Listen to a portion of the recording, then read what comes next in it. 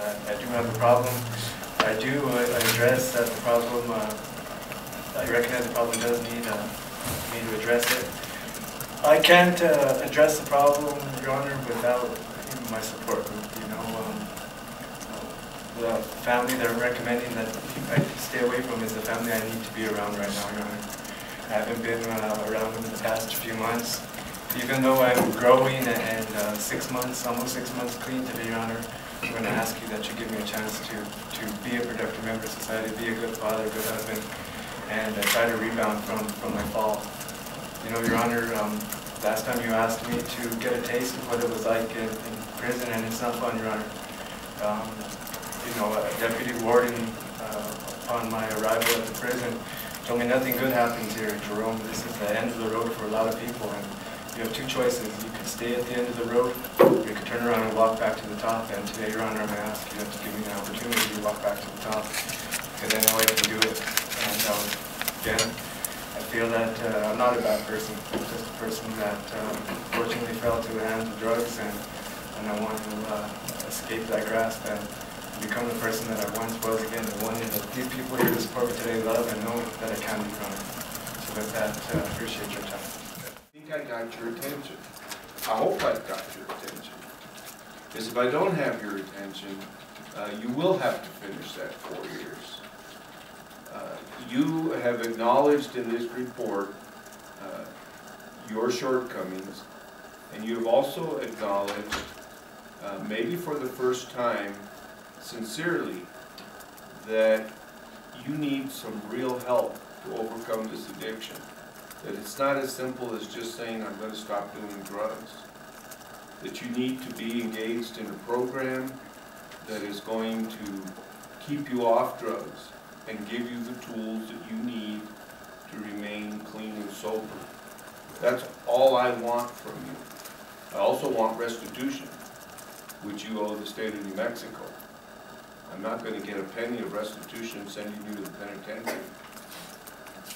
I'm going to go ahead and impose the 4.5 years and suspend all but time served and place you on probation. You will be required to be under intensive supervision, either the Community Corrections Program or the Intensive Supervision Program.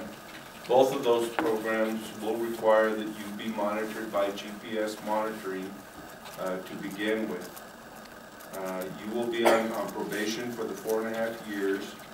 You will be required to complete whatever treatment the probation office feels is appropriate, whether it be residential or intensive outpatient treatment. You will become gainfully employed as soon as possible to begin your restitution payments, because you've got a lot of payments there. You will also be required to keep current on all child support obligations that you may have for your children, and no early discharge from probation. For the way that the prosecutors would like it to do, but nonetheless we respect the judge's ruling on this and abide by that.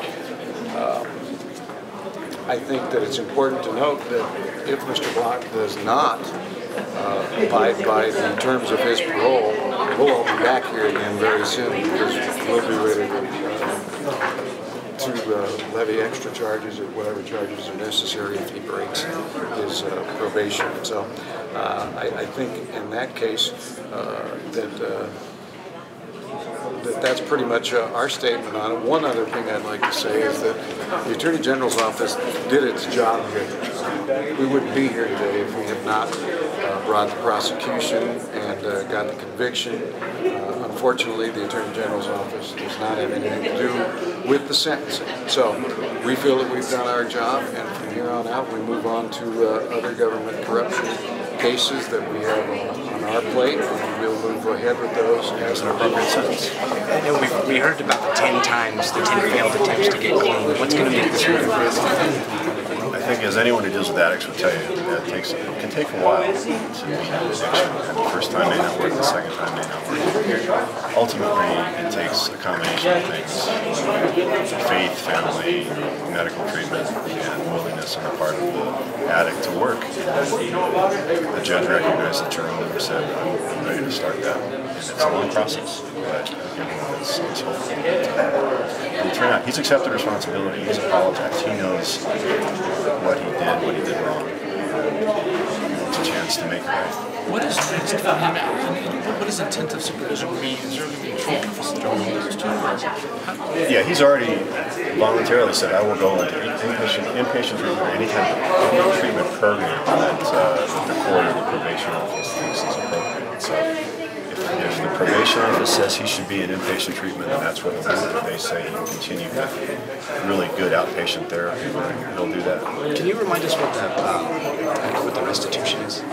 My understanding is it would be restitution as determined by the probation office for the charges related to the fraudulent use of the credit card and the embezzlement. So somewhere upwards. I don't know. That gets figured out by the probation office and then run by the court. So we don't know some of the answers to these questions. The probation office has to figure out what kind of treatment facility or what kind of level of treatment he's used. Well, the probation office has done a lot of this. And what they do is they look at all the medical evaluations and the court